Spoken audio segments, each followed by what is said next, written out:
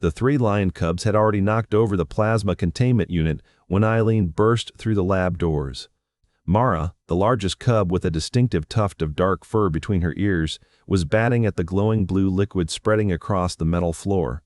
Leo, the smallest and loudest, was pouncing on his own tail while simultaneously knocking data pads off the table with his back legs. Taj, the troublemaker, had somehow climbed onto the top shelf and was using his claws to pull down specimen containers one by one, watching them crash with obvious delight. "No! No! No! Stop that!"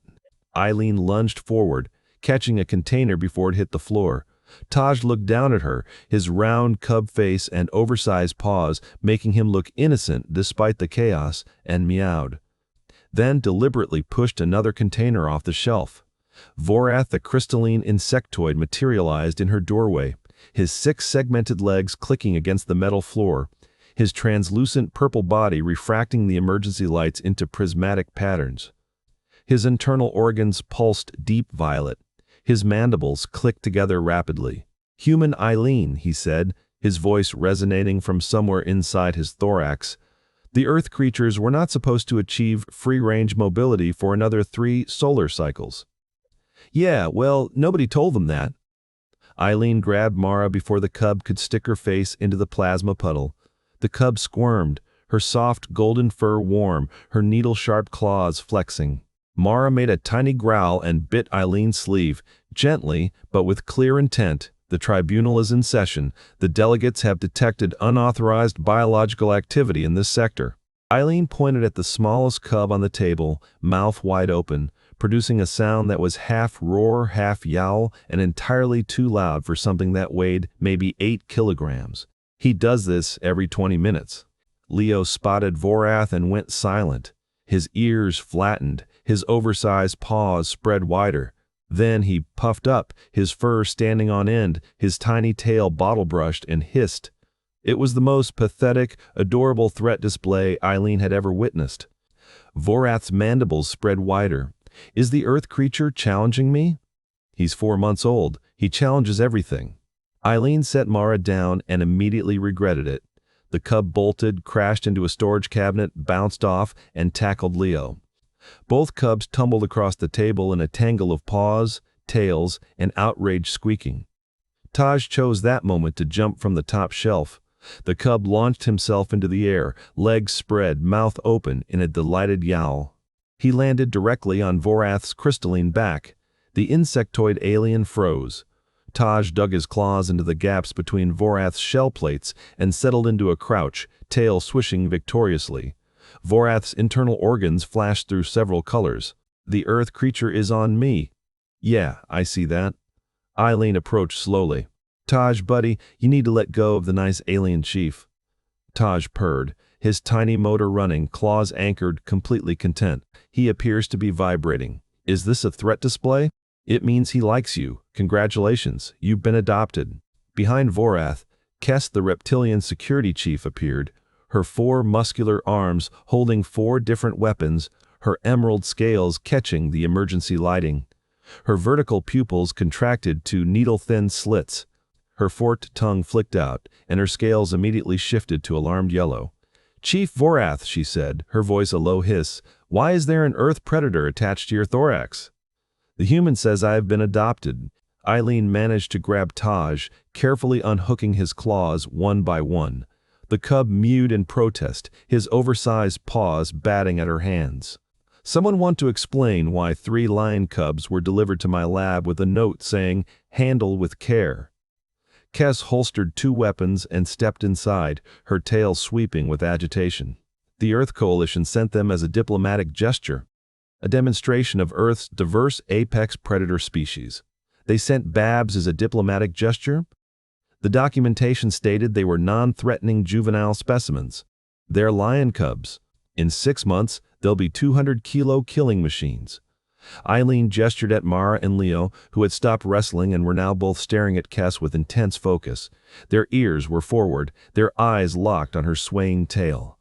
"Also, they think your tail is a toy." Kes's tail stopped mid-swish. "Excuse me?" Mara crouched, Leo's haunches wiggled. Both cubs' pupils dilated to huge black pools. "Don't move," Aileen warned. "I'm a trained security," Mara pounced. Leo followed. Both cubs launched themselves across the lab, their soft paws landing on Kess's tail simultaneously. The reptilian security chief yelped and spun in a circle. Mara clung on with all four paws and her teeth. Leo wrapped his entire body around Kess's tail. Both cubs were purring loud enough to vibrate the floor plates. "Get them off! They think you're playing." Aileen grabbed Leo first, pulling the squeaking cub away. Mara released voluntarily and immediately ran up Kess's back, using her claws on the reptilian scales like a climbing wall, and perched on Kess's shoulder. Mara leaned forward and licked Kess's nose. "It licked me. She likes you too." Kess's scales rippled through confused colors. "Why does this planet produce such small, inefficient predators? They get bigger." Aileen extracted Mara while Taj continued purring in her other arm and Leo squirmed against her chest. "Also, can someone explain why I'm running an intergalactic daycare?" Vorath's mandibles clicked. "The tribunal specifically requested a human handler. Your species has documented success with cross-species nurturing behaviors." The lab door hissed open. Thorin, the crustacean-like archivist, scuttled in on his 8 segmented legs, his thick orange-red carapace gleaming. His massive pincer claws clicked together. His stalked eyes swiveled independently. One eye focused on Aileen. The other watched the plasma puddle. "The tribunal requires status update," Thorin said, his voice bubbling up from beneath his shell plates. His claws clicked for emphasis. "The delegates are concerned about the biological contamination alert." "Own? There's no contamination, just chaos." Thorin's eye stalks swiveled to focus on Leo, who was staring at the massive crustacean with intense interest. The cub's ears went forward. His whiskers spread. He made a tiny mere-pea sound. "The Earth creature is vocalizing. Is this aggressive behavior?" "He's saying hello." Leo reached out one oversized paw toward Thorin's closest eye stalk. His paw pads were still soft and pink. He patted the eye stalk twice, his tail whipping back and forth, and chirped. Thorin's carapace plates shifted. "It is touching my ocular appendage." "Don't move, he'll get bored." Leo did not get bored. Instead, he lunged forward, grabbed Thorin's eye stalk with both front paws, and bit it, gently. Thorin's entire body lurched backward, his 8 legs scrambling, his massive claws flailing. "The creature has attacked. He's playing." Aileen pulled Leo back. "Leo, we don't bite the archivists." Leo mewed, clearly disappointed. Vorath's mandibles spread wide. "Perhaps we should relocate to the tribunal chamber." "You want me to bring 3 lion cubs into the main tribunal chamber, where 17 different species of delegates are gathered?" The Earth Coalition representatives specifically requested a demonstration. They requested a demonstration, not a disaster. The walk to the tribunal chamber was chaos.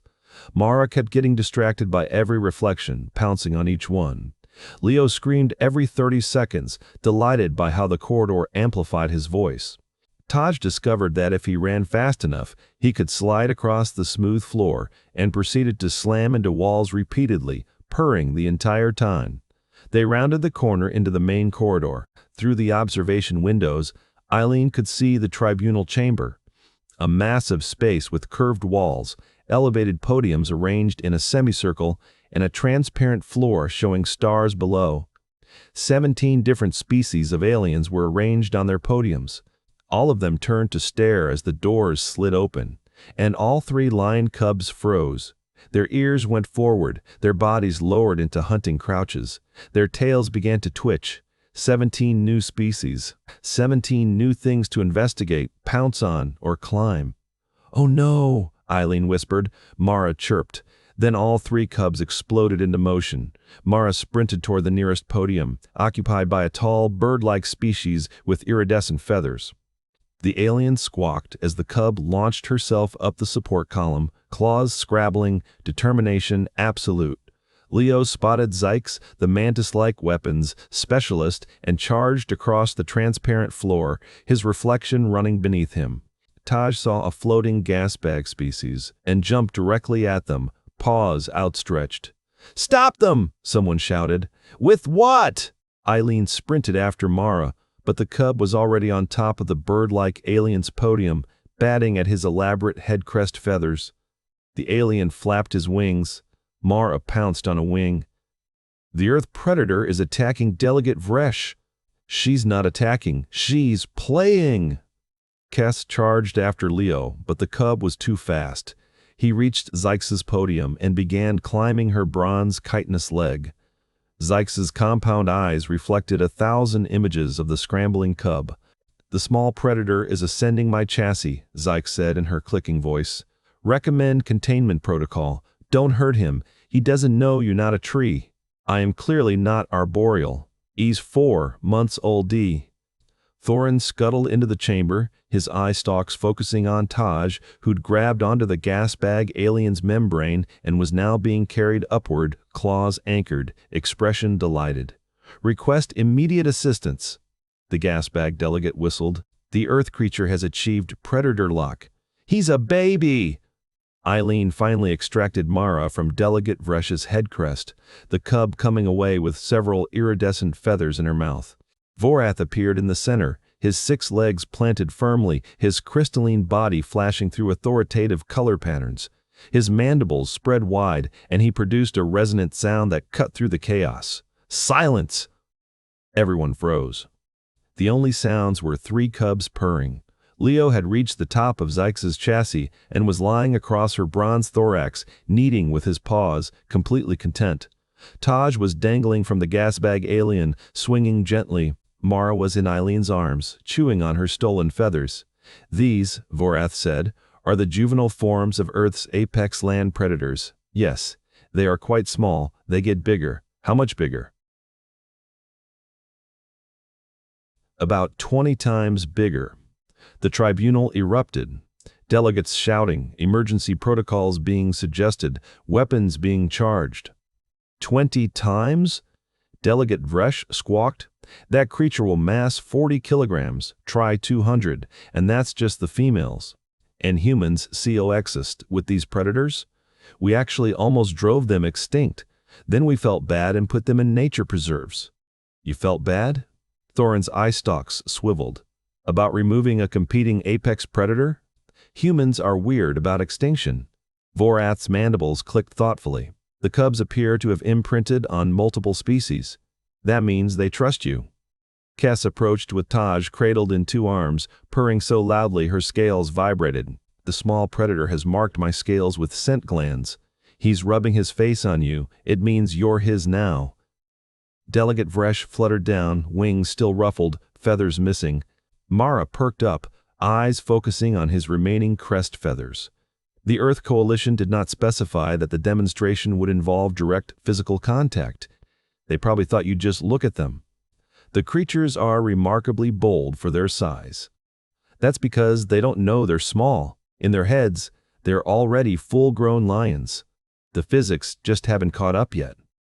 And humans nurture these creatures despite their predatory nature? Some humans do. We like having apex predators around. Thorin scuttled closer, his eye stalks extending toward Mara at a safe distance. The cubs display social bonding behaviors with multiple species, including species that would register as potential threats.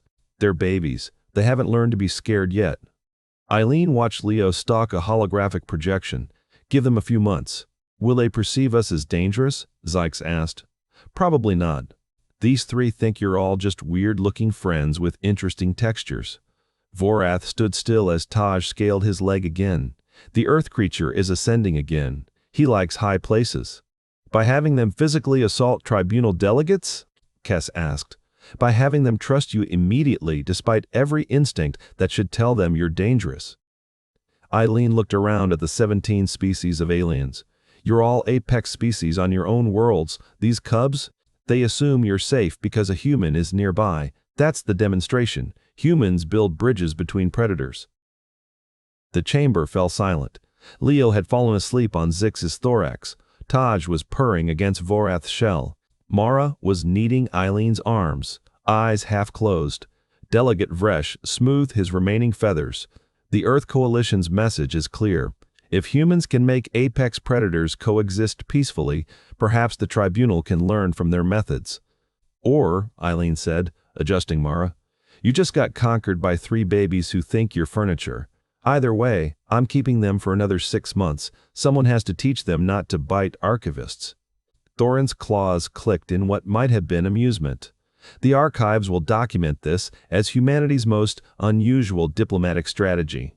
Yeah, well, Aileen looked at the 3 sleeping cubs, each one clinging to a different alien species, each one purring peacefully in the arms of beings that should have terrified them.